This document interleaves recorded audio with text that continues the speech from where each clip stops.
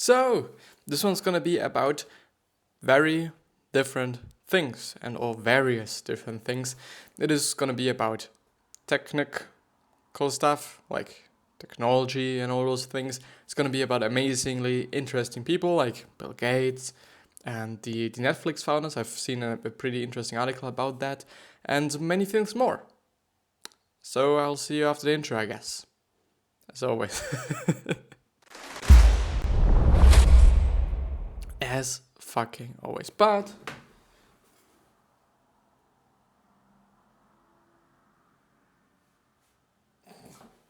I do just have to get my blanket, so that you have good audio quality, even though, it is definitely not the nicest thing to have, like 700 blankets on your fucking desk. But you know what?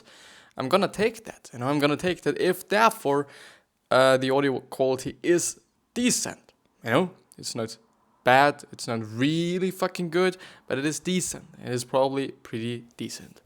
So as you might know, the iPhone 11 was announced, and just because I'm interested in technology in general and to see, what is coming up, what's coming next and whatsoever, it is also pretty interesting to see those things. And I gotta have to tell, I'm definitely not educated in the space. I'm definitely not just a technology guy. And well, I'm really interested in technology, but I wouldn't say that I'm just I'm a mogul. I'm just someone that is so fucking educated in that space that I could just tell you, okay, it's the best iPhone there ever is and whatever.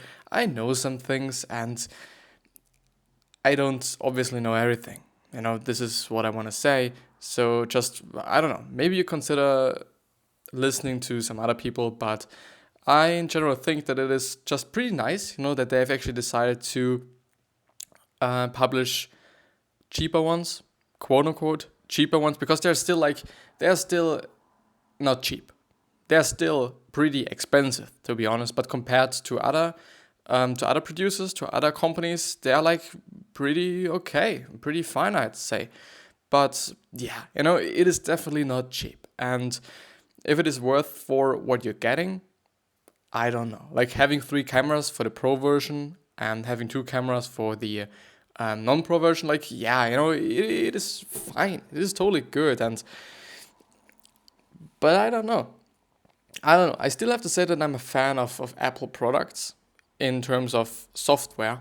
I do not really want to say that they always have the best hardware, but they do just always manage to have good software and to have software that is just really matching the hardware.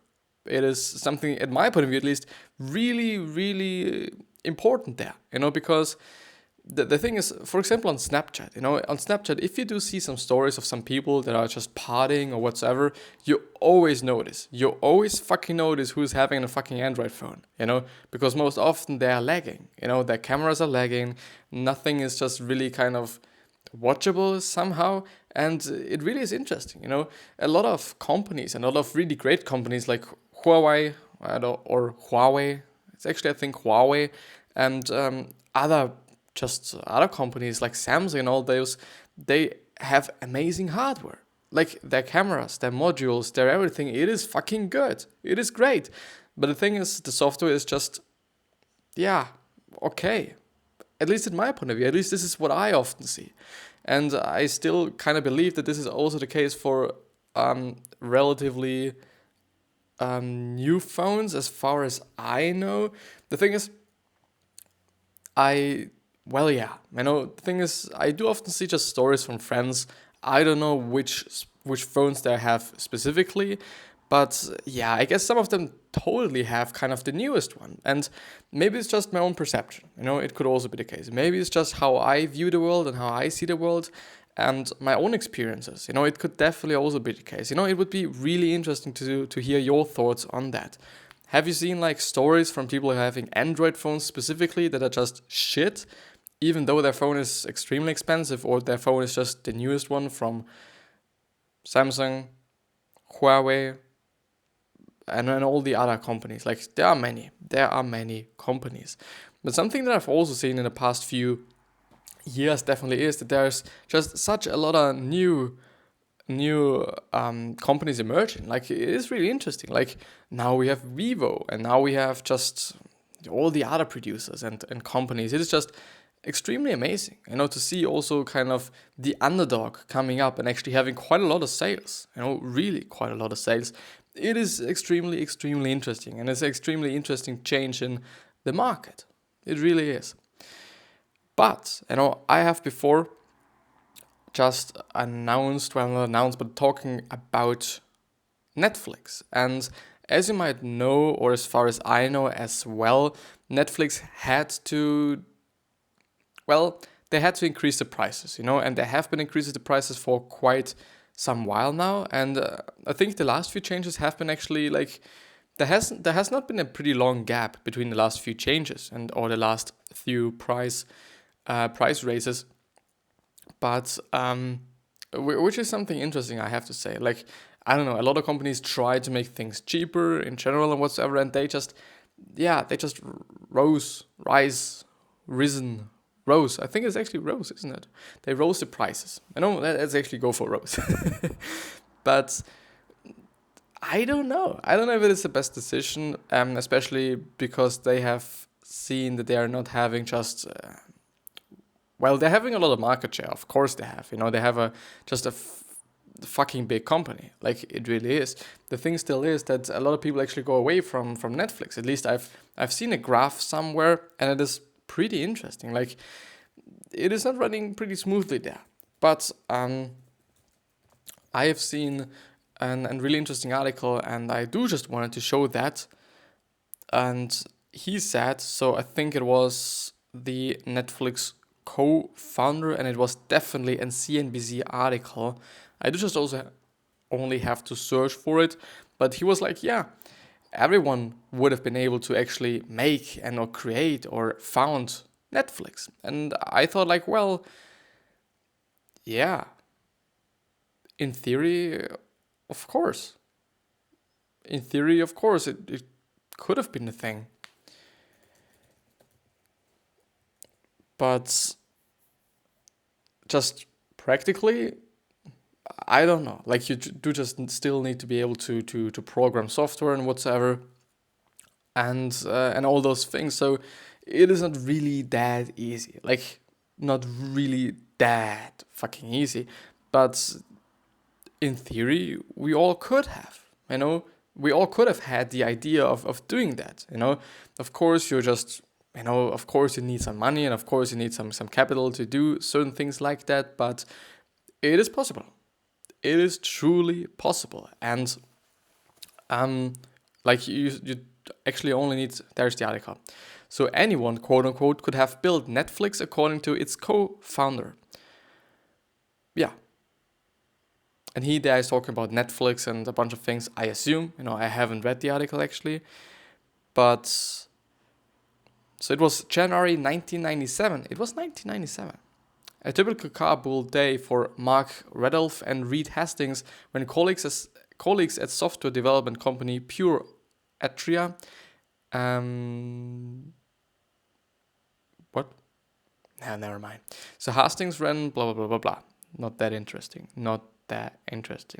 So we were sitting down having coffee one morning in Santa Cruz, and we were talking about whether or not you could mail a DVD in a first-class envelope or not. Randolph remembers, so they walked down to a music store, bought a CD, and mailed it to Hastings' house using a first-class stamp. When Hastings received the CD undamaged, the pair knew they were on to do something. In August 1997, the pair launched Netflix, which today is the world's... What? It is such an old company. I really didn't know that. Which today is the world's 6th largest internet company by revenue, which exceeded 15.7 billion in 2018, a 35% increase from 2017. Netflix has now grown from a movie rental company into a streaming and production company, producing award-winning original content with more than 151 million subscribers worldwide. Now, something that has to be said, like, you're having 151 million subscribers, Let's actually go to the Netflix site, just because Netflix, I want to see that. I want to see how much it actually is. You're having 151 million subscribers. It is just insane. It is honestly insane.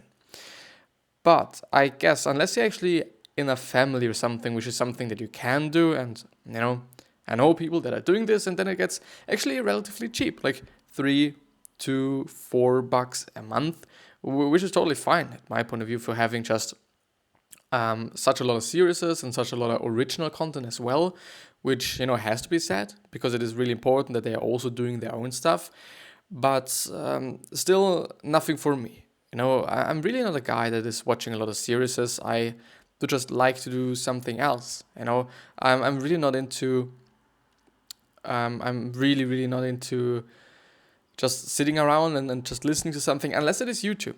I do listen quite a lot.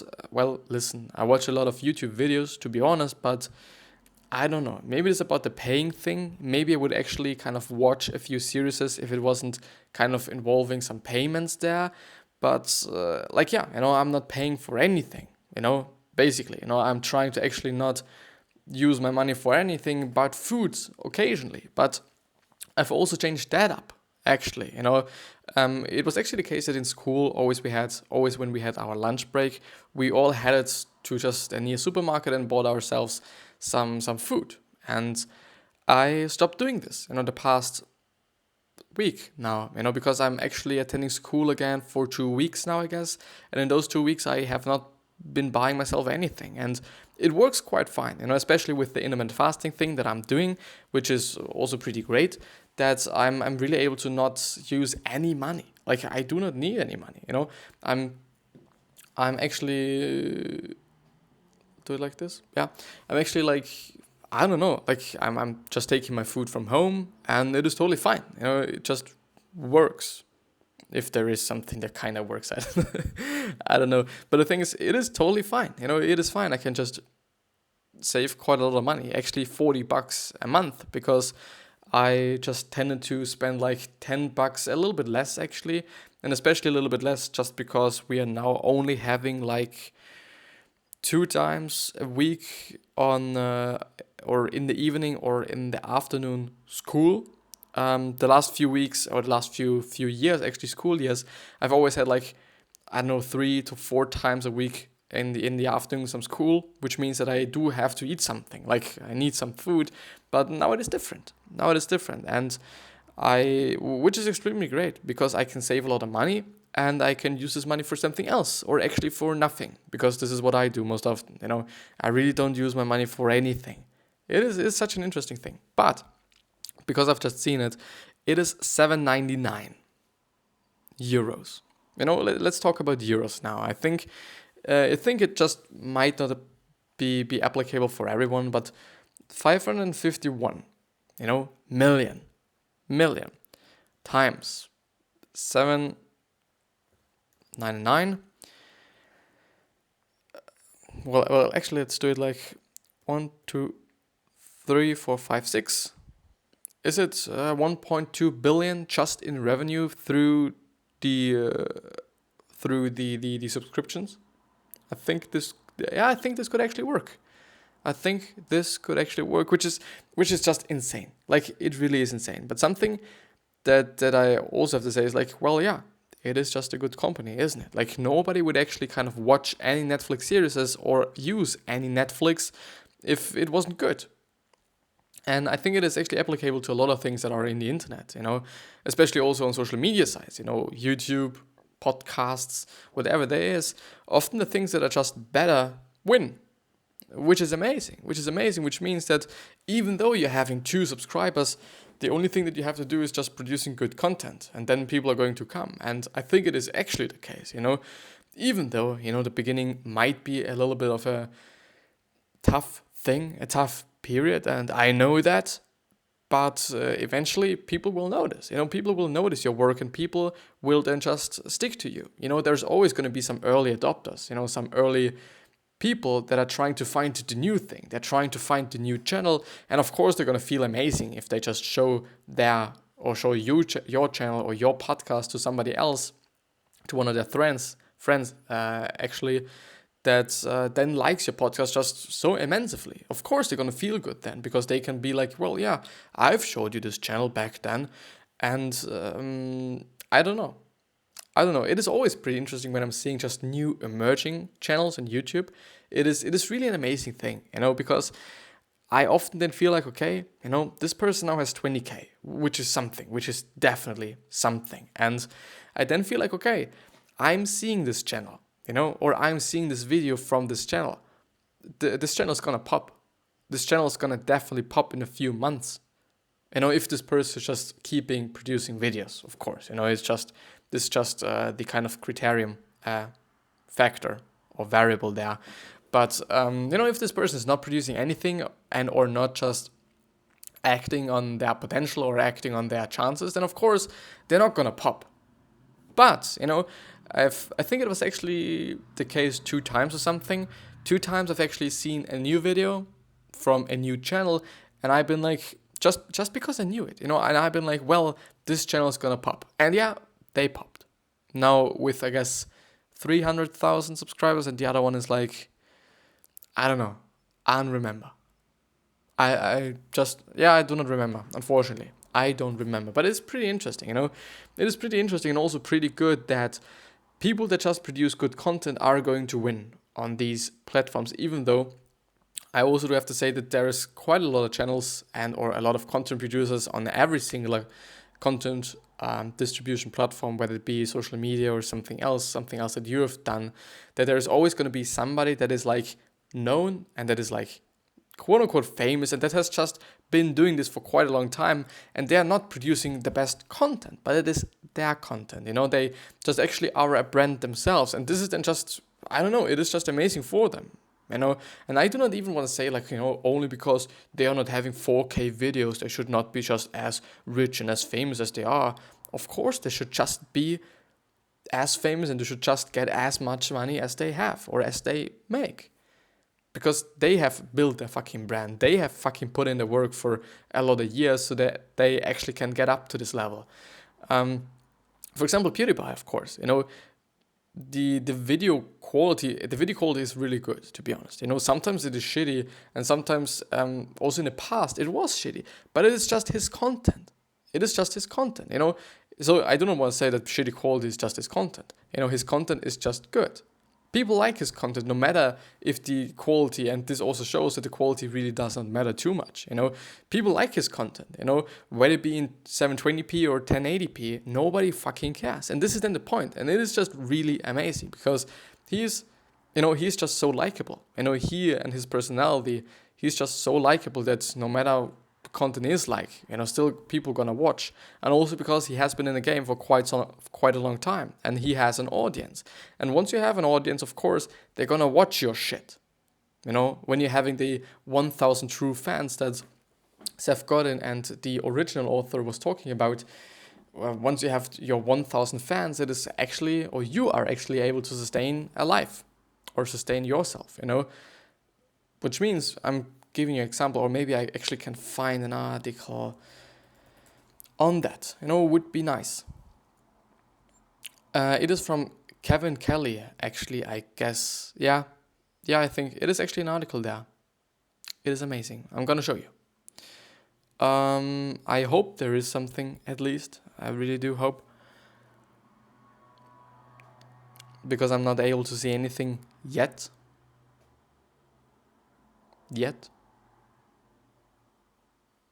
Well, yeah, there is nothing. Thanks.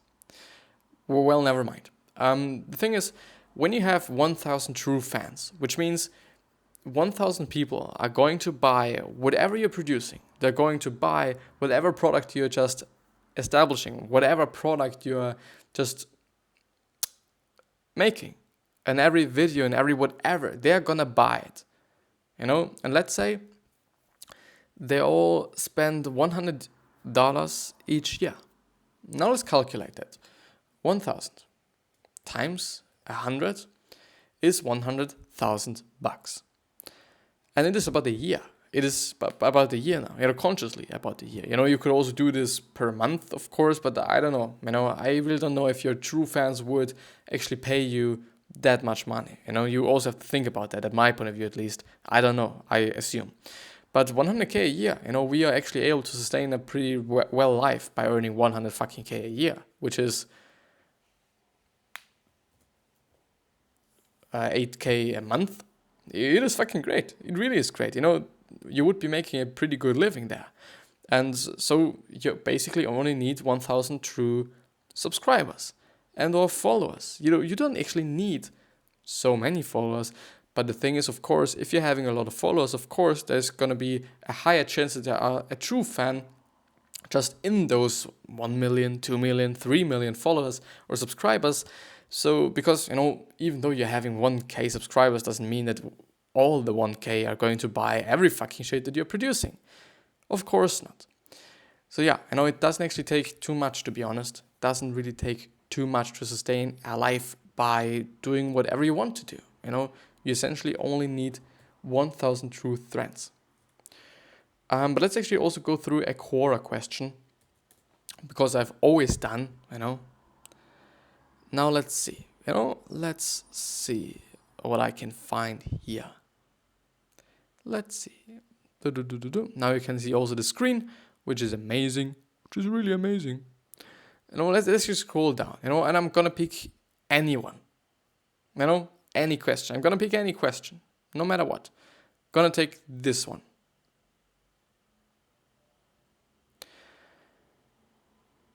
Well, no, I'm not gonna take this one.